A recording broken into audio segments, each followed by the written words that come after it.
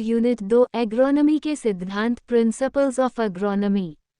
पुष्पिन भूमिका। एग्रोनॉमी कृषि विज्ञान की वह शाखा है जिसमें फसलों की उत्पादन तकनीक, उनकी वृद्धि, मिट्टी प्रबंधन, जल प्रबंधन और उर्वरकों के सही उपयोग का अध्ययन किया जाता है। किसान यदि सही एग्रोनॉमिक प्रथाओं का पालन करें तो कम लागत में अधिक उत्पादन प्राप्त कर सकते हैं। 1. एग्रोनॉमी क्या है? What is agronomy? एग्रोनॉमी कृषि विज्ञान की सबसे महत्वपूर्ण शाखा है जो फसलों के उत्पादन और प्रबंधन से संबंधित होती है।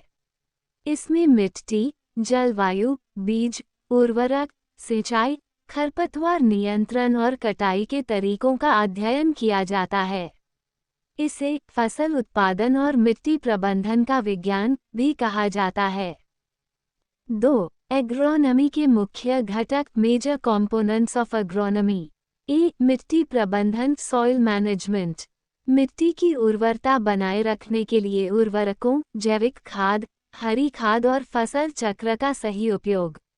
मिट्टी के कटाव को रोकने के लिए कृषि वानिकी एग्रोफॉरेस्ट्री और कवर क्रॉपिंग। बी. जल प्रबंधन वाटर मैनेजमेंट। सिंचाई के सही तरीकों जैसे ड्रिप सिंचाई, स्प्रिंकलर सिंचाई और परंपरागत जल संचयन विधियों का प्रयोग। जल की बर्बादी रोककर पानी का कुशल उपयोग। सी. फसल उत्पादन क्रॉप प्रोडक्शन। सही फसल का चुनाव और उचित फसल चक्र क्रॉप रोटेशन अपनाना। हाइब्रिड और उन्नत किस्मों के बीजों का उपयोग।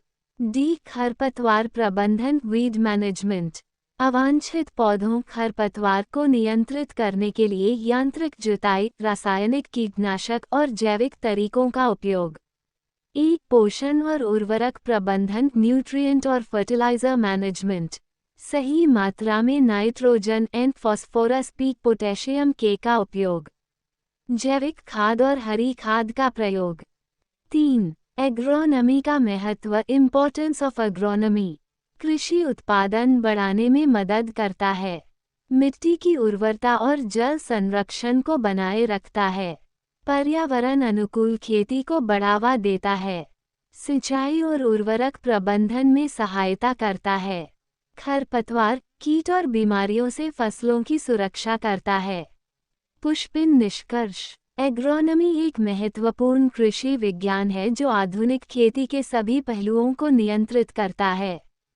इसके सही उपयोग से किसान कम लागत में अधिक उत्पादन प्राप्त कर सकते हैं। आज के समय में सतत कृषि सस्टेनेबल एग्रीकल्चर के लिए एग्रोनॉमी का ज्ञान अनिवार्य हो गया है। स्मॉल डायमंड यूनिट 2 एग्रोनॉमी के सिद्धांत प्रिंसिपल्स ऑफ एग्रोनॉमी। पुष्पिन टॉपिक 2 बीज और बुवाई सीड्स एंड सोइंग। 1. बीज क्या है? What is a seed? बीज पौधे का वह हिस्सा होता है जिससे एक नया पौधा विकसित होता है। ये पौधों के प्रजनन रिप्रोडक्शन और कृषि उत्पादन में सबसे महत्वपूर्ण कारक है। बीज में 3 मुख्य भाग होते हैं। 1. बीज बाहरी आवरण सीड कोट बीज की सुरक्षा करता है।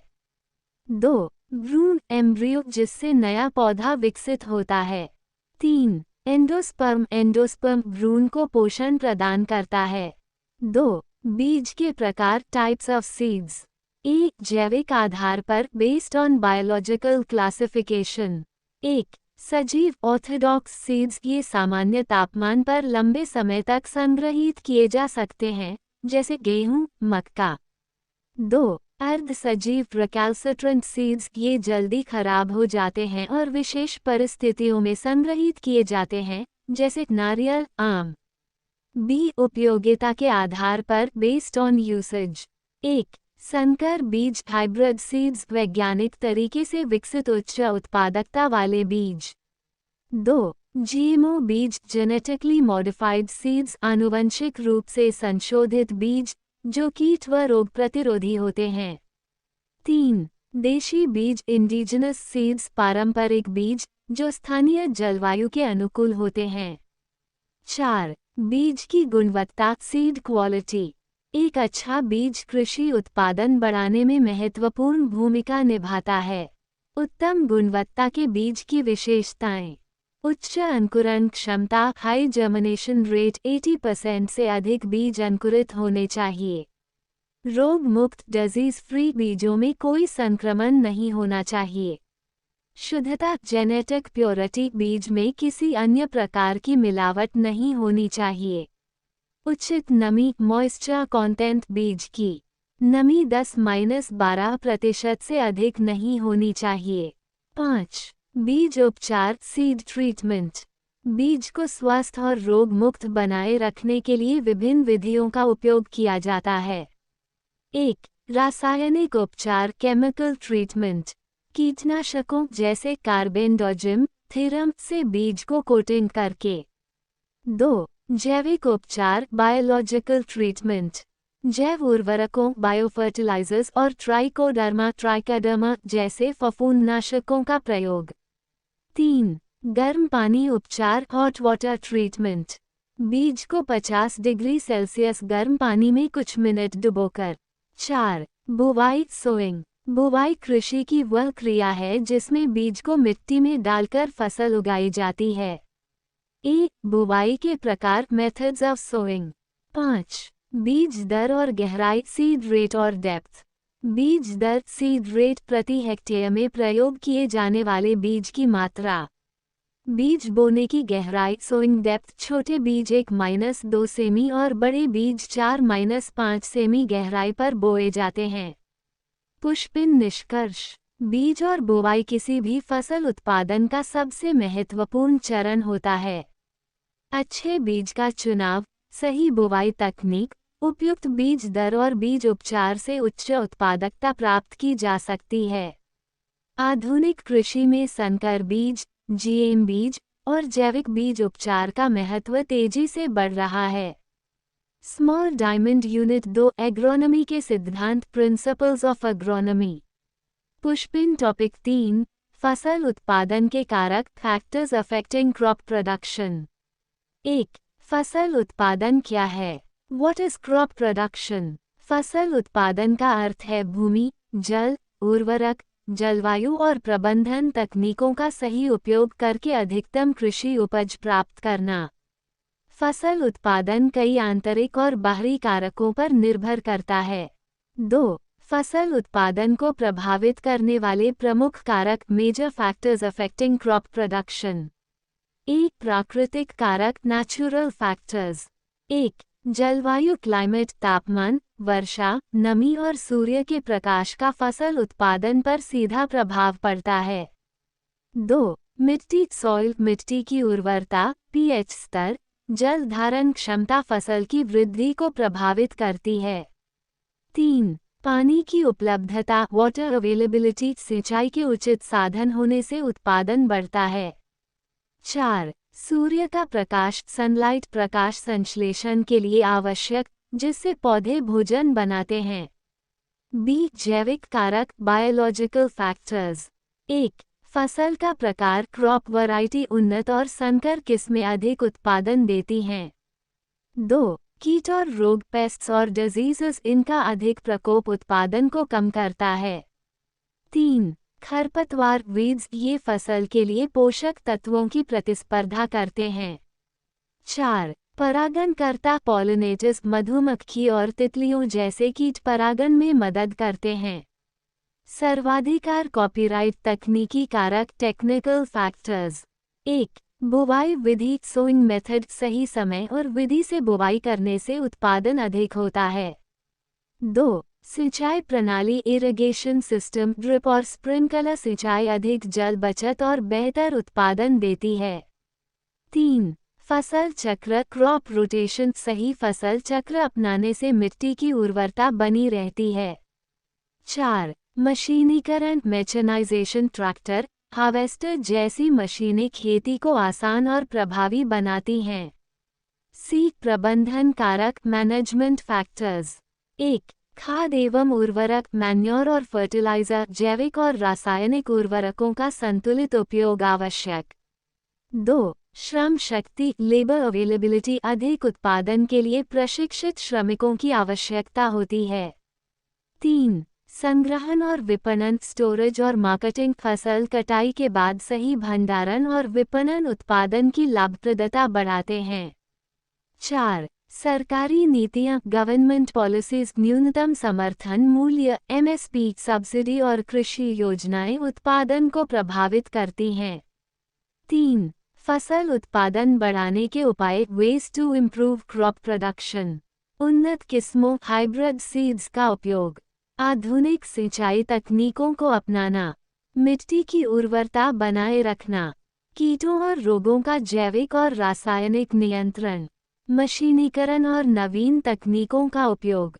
पुष्पिन निष्कर्ष, फसल उत्पादन कई प्राकृतिक, जैविक, तकनीकी और प्रबंधन कारकों पर निर्भर करता है। सही तकनीकों, संसाधनों और कृषि नीतियों को अपनाकर उत्पादन को अधिकतम किया जा सकता है। स्मॉल डायमंड यूनिट 2, एग्रोनॉमी के सिद्धांत, प्रिंसिपल्स ऑफ एग्रोनॉमी। पुष्पिन टॉपिक 4, फसल वर्गीकरण, क्लासिफिकेशन ऑफ क्रॉप्स। 1. फसलों का वर्गीकरण क्यों आवश्यक है? फसलों को विभिन्न समूहों में बांटना उनकी खेती, उपयोग, मौसम और जीवनकाल के आधार पर आसान बनाता है। इससे कृषि प्रबंधन, अनुसंधान और उत्पादन में मदद मिलती है। 2. फसलों का मुख्य वर्गीकरण, मेजर क्लासिफिकेशन ऑफ क्रॉप्स। 1. मौसम के आधार पर, बेस्ड ऑन सीजन। 1. खरीफ फसल, खरीफ क्रॉप्स, वर्षा ऋतु, जून सितंबर में उगाई जाती हैं। अधिक नमी और गर्मी की आवश्यकता होती है। उदाहरण, धान, मक्का, बाजरा, सोयाबीन, कपास। 2. रबी फसल, रबी क्रॉप्स, सर्दियों, अक्टूबर मार्च में उगाई जाती हैं। ठंडे मौसम और कम पानी की आवश्यकता होती है। उदाहरण, गेहूं, जौ, चना, सरसों, मटर। 3. जायद फसल, जेड क्रॉप्स, रबी और खरीफ के बीच, मार्च जून में उगाई जाती हैं। गर्मी के मौसम में जल्दी तैयार होती हैं। उदाहरण, तरबूज, ककड़ी, खरबूजा, लौकी। बी. उपयोग के आधार पर, बेस्ड ऑन यूटिलिटी। 1. अनाज फसलें, सीरियल क्रॉप्स, गेहूं, धान, मक्का, ज्वार। 2. दलहन फसलें, पल्स क्रॉप्स, अरहर, मूंग, मसूर, चना। 3. तेल वाली फसलें, ऑयलसीड क्रॉप्स, सरसों, मूंगफली, सूरजमुखी। 4. मसाले वाली फसलें, स्पाइस क्रॉप्स, हल्दी, अदरक, धनिया, मिर्च। 5. औद्योगिक फसलें, इंडस्ट्रियल क्रॉप्स, कपास, गन्ना, जूट। 6. बागवानी फसलें, हॉर्टिकल्चरल क्रॉप्स, सेब, केला, संतरा, आम। सर्वाधिकार कॉपीराइट जीवनकाल के आधार पर, बेस्ड ऑन लाइफ स्पैन। 1. एक वर्षीय फसल, एनुअल क्रॉप्स, एक वर्ष में पूरी होती हैं, जैसे धान, गेहूं। 2. द्विवार्षिक फसल, बायनियल क्रॉप्स, 2 वर्षों में पूरी होती हैं, जैसे गन्ना, आलू। 3. बहुवर्षीय फसल, पेरेनियल क्रॉप्स, 3 या अधिक वर्षों तक चलती हैं, जैसे नारियल, आम। सी. जड़ प्रणाली के आधार पर, बेस्ड ऑन रूट सिस्टम। 1. रेशेदार जड़ वाली फसलें, फाइब्रस रूट क्रॉप्स, गेहूं, धान। 2. नलिका जड़ वाली फसलें, टैप रूट क्रॉप्स, मूंगफली, सरसों। 3. फसल वर्गीकरण का महत्व, इम्पोर्टेंस ऑफ क्रॉप क्लासिफिकेशन, खेती की योजना बनाने में मदद करता है। फसल चक्र, क्रॉप रोटेशन को बेहतर बनाता है। नए बीजों और फसलों के अनुसंधान को आसान बनाता है। फसलों की देखभाल और सुरक्षा बेहतर होती है। स्मॉल डायमंड यूनिट 2, एग्रोनॉमी के सिद्धांत, प्रिंसिपल्स ऑफ एग्रोनॉमी। पुष्पिन टॉपिक 5, फसल चक्र, क्रॉप रोटेशन। 1. फसल चक्र क्या है? What is crop rotation? फसल चक्र एक कृषि तकनीक है जिसमें विभिन्न प्रकार की फसलें एक ही खेत में नियमित रूप से अलग अलग मौसमों में उगाई जाती हैं। इसका मुख्य उद्देश्य मिट्टी की उर्वरता बनाए रखना और फसल उत्पादन को बढ़ाना है। 2. फसल चक्र के प्रकार, टाइप्स ऑफ क्रॉप रोटेशन। और औद्योगिक फसल चक्र, सीरियल जोड़, कमर्शियल क्रॉप रोटेशन। उदाहरण, गन्ना, आलू, मूंगफली। 4.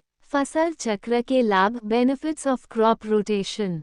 मिट्टी की उर्वरता बनी रहती है, रोगों और कीटों का प्रकोप कम होता है, पोषक तत्वों का संतुलन बना रहता है, खरपतवार नियंत्रण आसान होता है, पानी और उर्वरक की बचत होती है, फसल उत्पादन और किसान की आमदनी बढ़ती है। पुष्पिन निष्कर्ष। फसल चक्र से कृषि की उत्पादकता और पर्यावरणीय संतुलन बना रहता है।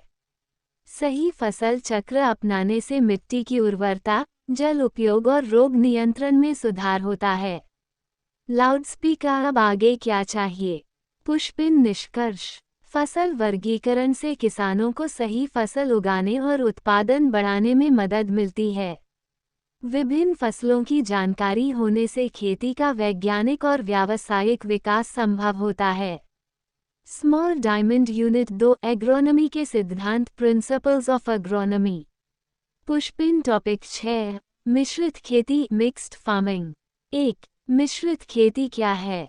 What is mixed farming? मिश्रित खेती एक कृषि प्रणाली है जिसमें फसल उत्पादन और पशुपालन को एक साथ किया जाता है। ये किसानों को आय के कई स्रोत प्रदान करती है और खेती की उत्पादकता बढ़ाती है। 2. मिश्रित खेती के प्रकार, टाइप्स ऑफ मिक्स्ड फार्मिंग। 1. परंपरागत मिश्रित खेती, ट्रेडिशनल मिक्स्ड फार्मिंग, छोटे और मध्यम किसानों द्वारा अपनाई जाती है। फसलों के साथ पशुपालन, मुर्गी पालन, मत्स्य पालन किया जाता है। उदाहरण, धान जोड़ भैंस पालन जोड़ मत्स्य पालन। बी. आधुनिक मिश्रित खेती, मॉडर्न मिक्स्ड फार्मिंग, वैज्ञानिक तकनीकों का उपयोग किया जाता है। उन्नत बीज, मशीनरी और जल प्रबंधन अपनाया जाता है। उदाहरण, गेहूं जोड़ डेयरी फार्मिंग जोड़ ऑर्गेनिक खेती। 3. मिश्रित खेती के लाभ, बेनिफिट्स ऑफ मिक्स्ड फार्मिंग। आय के कई स्रोत, किसानों को सिर्फ फसल पर निर्भर नहीं रहना पड़ता। मिट्टी की उर्वरता बनी रहती है, पशुओं के गोबर से जैविक खाद मिलती है। पानी और संसाधनों का बेहतर उपयोग, मत्स्य पालन और पशुपालन में जल का पुनः उपयोग किया जाता है।